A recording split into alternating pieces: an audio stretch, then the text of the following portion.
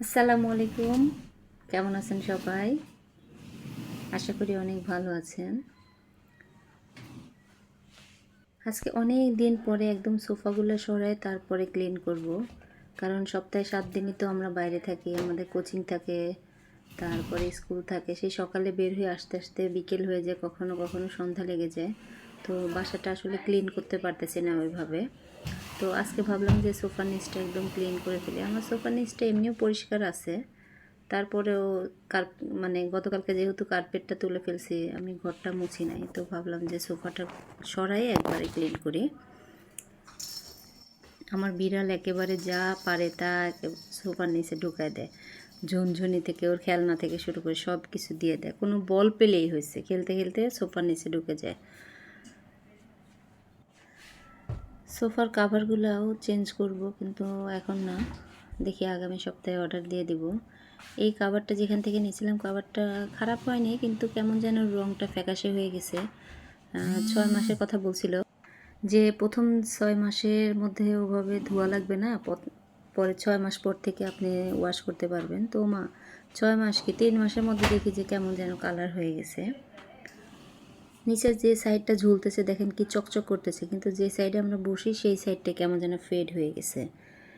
তো আসলে কোন কাপড়ের অর্ডার দিব এখনও বুঝে উঠতে পারতেছি না। তো ভাবতেছি যে দেখি একটু চিন্তা ভাবনা করে আগামী সপ্তাহে দিয়ে দিব। যখন এর আগে অর্ডার দিছিলাম তখন ওই যে হুজুকে একদম অর্ডার দিয়ে দিছিলাম, এই পেজে দেখি ওই পেজে দেখি, ফেসবুকে ঢুকলেই এর অ্যাড ওর অ্যাড, শুধু দুনিয়ার অ্যাড। তো অ্যাড দেখে দেখে ভাবলাম যে একটু অর্ডার দিয়ে দেখি। তাছাড়া এর আগে আমি চাদর দিয়ে রাখতাম, বা সুন্দর, আমি মাঝে মাঝে আমি কাঁথা দিয়েও রাখছি, নকশি কাঁথা দিয়েও রাখছি। তো যাই হোক, আবার অর্ডার দিব নতুন করে, দেখি কেমন দিব কিনা বুঝতেছি না।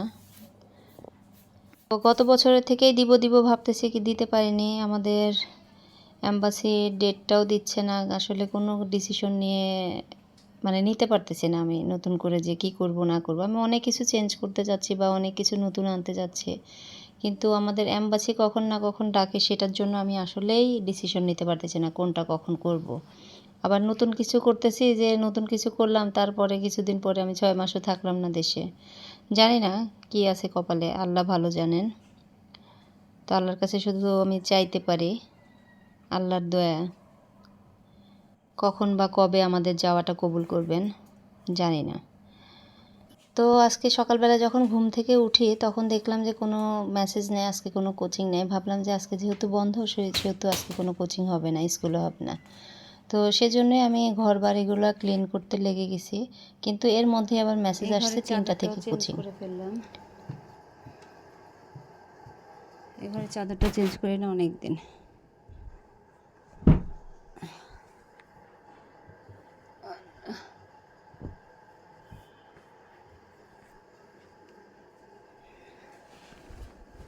আরে বিল্লু,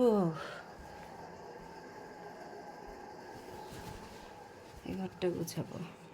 পুরো বাসা ক্লিন করে এখন খাবার গরম করতেছি। আজকে রান্নার ঝামেলা নাই, গতকালকে যে রান্নাগুলো করা ছিল সেগুলোই এখন খাবো।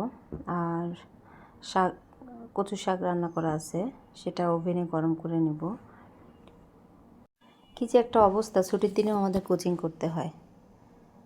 তো খাওয়া দাওয়া করবো এখন, খাওয়া দাওয়া করে তারপরে রেডি হয়ে বের হয়ে যাব। আজকে ছুটির দিন, মনে হচ্ছিল যে জ্যাম কম হবে, কিন্তু না, বের হওয়ার পরে দেখি মোটামুটি ভালোই জ্যাম আছে। আর স্যারও আজকে কোচিং দিছে, ভাবছে যে বাচ্চাদের একেবারে স্কুল নেয়, কোচিংও যদি না দেয় তাহলে তো বাসায় বসে শুধু মোবাইল টিপবে। ছেলেকে কোচিংয়ে নিয়ে কোচিং করায় আসার সময় রসুন নিয়ে আসছি আর আদা নিয়ে আসছি। আমার বাসায় আদা শেষ হয়ে গেছে।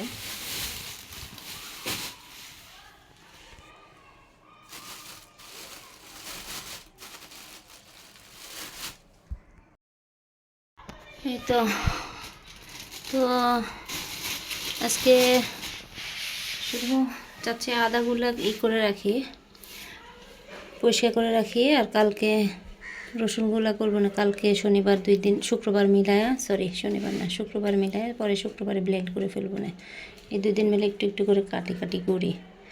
আর এই তো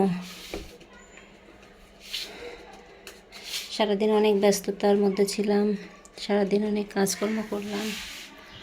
তো যাই হোক, এখন একটু রেস্ট করি। সবাই ভালো থাকবেন, সুস্থ থাকবেন, সাবধানে থাকবেন। আর ভিডিওটা কেমন লাগলো কমেন্ট করে জানাবেন। ভালো লাগলে লাইক, শেয়ার, সাবস্ক্রাইব করে পাশে থাকবেন। আল্লাহ হাফেজ, আসসালামু আলাইকুম।